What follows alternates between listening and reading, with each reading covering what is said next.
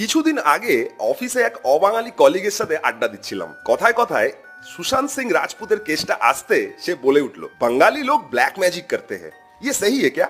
মানে ও জানতে চাইছে বাঙালিরা কি সত্যি সত্যি ব্ল্যাক ম্যাজিক করে। আর তারপর ভাবলাম একটু রিসার্চ করে দেখা যাক। বাঙালিদের নিয়ে তো অনেকেই বলে ওরা কালো জাদু করে, তান্ত্রিকদের সাথে যোগাযোগ রাখে, কিন্তু সত্যিটা কি? ইন্ডিয়াতে এত ধরনের মানুষের মধ্যে শুধু কি বাঙালিরাই কালো জাদু করে? আর ইন্ডিয়া ছেড়ে যদি বাইরে যাই, সেখানে হয় না এরকম কাণ্ড?